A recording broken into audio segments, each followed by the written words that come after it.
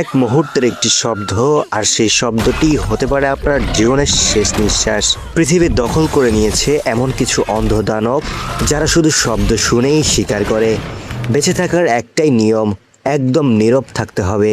কিন্তু যখন একটি ছোট্ট ভুলে চারিদিকে ছড়িয়ে পড়ে মৃত্যুর ডাক, তখন শুরু হয় এমন এক ভয়ঙ্কর পালানোর লড়াই যেখানে প্রতিটি সেকেন্ড মানে মৃত্যু। আজ আমরা জানবো একুইড প্লাস নামে এক ভয়ঙ্কর মুভির সেকেন্ড পার্ট, যার গল্প শুনলে আপনাকে শেষ পর্যন্ত নিঃশ্বাস আটকে রাখতে বাধ্য করবে। তো চলুন মুভির কয়েকটা সিন দেখে ভিডিও শুরু করা যাক।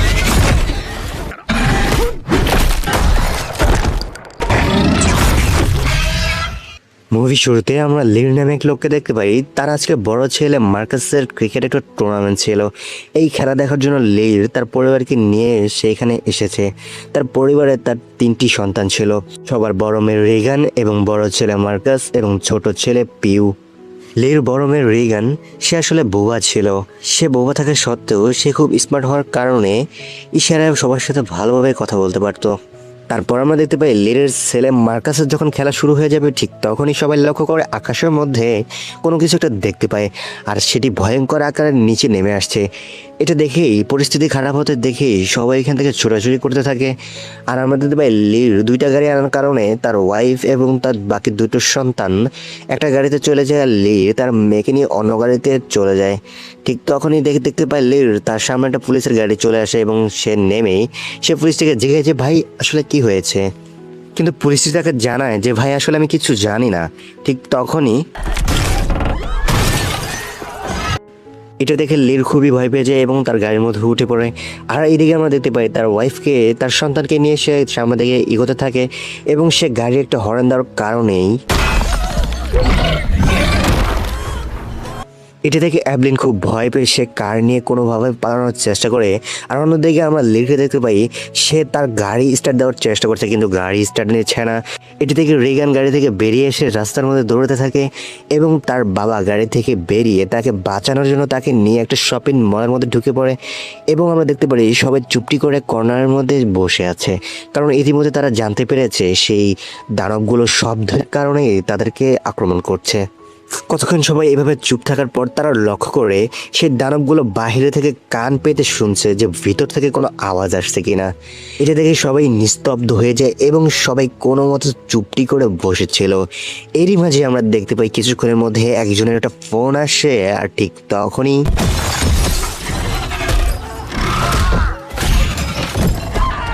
এই ঘটনা ঘটে যাওয়ার পর লির তার মেয়েকে নিয়ে কোনোভাবে সেখান থেকে বেরিয়ে আসে এবং আমরা এদিকে দেখতে পাই লির ওয়াইফ তার ছেলেকে নিয়ে সেও গাড়ি থেকে বেরিয়ে এসে একটা ভাঙা গাড়ির পিছনে লুকিয়ে পড়ে। আর এদিকে আমরা দেখতে পাই লির এবং তার মেয়ের পিছু করতে থাকে সেই দানবটি। তারা যখন দৌড়ে তার ওয়াইফের দিকে আসতে যাবে ঠিক তখনই এখানে একটা চলে আসে পুলিশ এবং এরপরে আমাদের সিন দেখানো হয় 474 দিন পর। আর এভলিনকে আমরা দেখতে পারি তার হাতে একটা বন্দুক নিয়ে তার 3টি সন্তানকে নিয়ে ঘর থেকে বেরিয়ে আসছে। আসলে ভাই এতদিন 474 দিন এভলিন তার পরিবারকে নিয়ে সার্ভাইভাল করে এসেছিল। মাত্র কয়েকটা পরিবার ছাড়াই এই শহরটা একদম খালি হয়ে গেছে। আর এভলিন বাইরে বেরিয়ে দেখে তার আগের বাড়িটাও পুড়ে গেছে। আর তারা সিদ্ধান্ত নেয় তাদের এখন বাসস্থান নতুন একটা বানাতে হবে। এই জন্যই তারা সেখান থেকে যাওয়ার আগে তাদের প্রয়োজনীয় জিনিসপত্র নিতে থাকে এবং এভলিনের মেয়েও তার ঘরে যায় প্রয়োজনীয় জিনিসপত্র নেওয়ার জন্য। তারপর আমরা দেখতে পাই তারা তাদের প্রয়োজনীয় জিনিসপত্র নিয়ে তারা নতুন বাসস্থান খোঁজার জন্য সামনের দিকে এগোতে থাকে এবং এটাও দেখি তারা সেই দানবদের হাত থেকে বাঁচার জন্য তারা আস্তে আস্তে পা ফেলছে। আর এভরিনের হাতে যে বাক্সটা দেখতে পাচ্ছেন তার বাক্সের ভিতরে সেটা এভরিনের ছোট ছেলেকে অক্সিজেন দিয়ে ভিতরে রেখে দিয়েছে যেন সে কান্না করলেও সাউন্ড বাহির না আসে।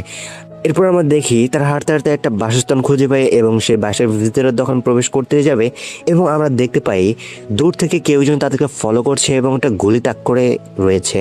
আর এরই মাঝে আমরা দেখতে পারি এভরিনের ছোট ছেলে।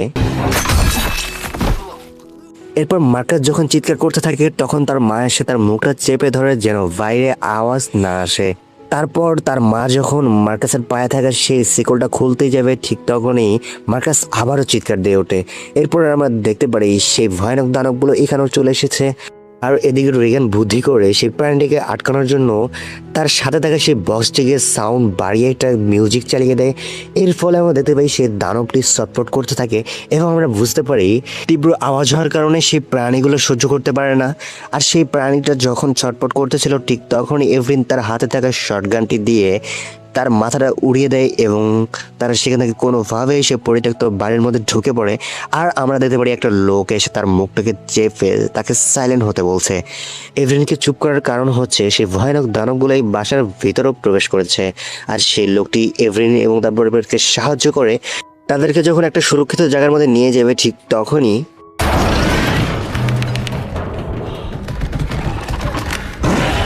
তারপর সেই লোকটা খুব কষ্ট করে এভরিন এবং তার পরিবারকে বাঁচিয়ে নেয় এবং একটা সুরক্ষিত জায়গার মধ্যে তাদেরকে বসিয়ে দেয়। এরপর সিন কাট করার পর আমরা রাতে দেখতে পারি সবাই ঘুমিয়ে গেছে। আর এরই মাঝে রিগান তার ছোট ভাইকে ঘুম থেকে ডেকে তাকে কিছু বলতে থাকে। সে তার ভাইকে ইশারাতে বলতে থাকে যে এখান থেকে কিছুটা দূরে একটা দ্বীপের মধ্যে অনেকগুলো মানুষ বাসার জন্য চেষ্টা করছে। আর সে এই বিষয়টা রেডিওর মাধ্যমে জানতে পেরেছে। আর সে তার ভাইকে বলছে যে সে সবাইকে বাঁচানোর জন্য ওই দ্বীপের মধ্যে যাবে। সে আসলে চাচ্ছে সেই দ্বীপের মধ্যে গিয়ে সবাইকে জানাবে যে সেই প্রাণীগুলো তীব্র আওয়াজ সহ্য করতে পারে না। তাদের সামনে যখন তীব্র আওয়াজ করা হবে তখন তারা এখান থেকে চলে যাবে আর এর ফলে সবাই বেঁচে যেতে পারে। এই জন্য সে ওখান থেকে যেতে চায়, কিন্তু তার ভাই বলে যে তুই এখানে কোনোভাবে যেতে পারবি না, আমি মাকে বলে দেব। তাদের মধ্যে এইভাবে কতক্ষণ কথোপকথন হতে থাকে। তারপর দিন মার্কাস ঘুম থেকে উঠে একটা চিঠি দেখতে পায় এবং সে বুঝতে পারে তার বোন কাউকে না জানিয়ে সে দ্বীপের মধ্যে সবাইকে বাঁচানোর জন্য চলে গেছে। আর এই বিষয়টা যখন তার মা জানতে পারে সে খুব ভয় পেয়ে সেখানে থাকা লোকটার কাছ থেকে সাহায্য দেয় এবং তাকে অনেক অনুরোধ করে বলে তার মেয়েকে যেন সেখান থেকে বাঁচিয়ে নিয়ে আসে। আর সেই লোকটা এভরিনের কথা রাজি হয়ে বাইরে চলে যায় রিগানের খোঁজ করতে। আর আমরা রিগানকে দেখতে পারি সে আস্তে আস্তে টিপি টিপি করে সেই দ্বীপের দিকে হাঁটছে এবং সে লক্ষ্য করে একটা রেল স্টেশনে একটা রেলগাড়ি পুরাতন পড়ে আছে। সে ওইটার ভিতরে প্রবেশ করে এবং সে ওইখানে কোনো কিছুটা দেখতে পেয়ে সেটাকে আনতে গেলেই সেখানে একটা ব্যাকগ্রাউন্ড সাউন্ড চলে আসে এবং সে খুবই ভয় পেয়ে যায় এবং সে বুঝতে পারে কিছুক্ষণের মধ্যে হয়তো সেই প্রাণীটা চলে আসতে পারে। এবং আমরা এটাও দেখতে পারি সে প্রাণীটা সত্যি সত্যি এখানে চলে এসেছে। আর রেগানকে যখন আক্রমণ করতে যাবে ঠিক তখনই আমরা দেখতে পাই রেগানের এক হাতে ছিল তার একটা প্রয়োজনীয় জিনিস এবং অন্য হাতে ছিল একটা বন্দুক। সে যখন এক হাত দিয়ে সে বন্দুকটা তাক করে প্রাণীটাকে মারতে চাচ্ছিল, কিন্তু রিগান এতে ব্যর্থ হয়ে যায় এবং সে হার মেনে নেয়। আর এর মধ্যেই আমরা দেখতে পারি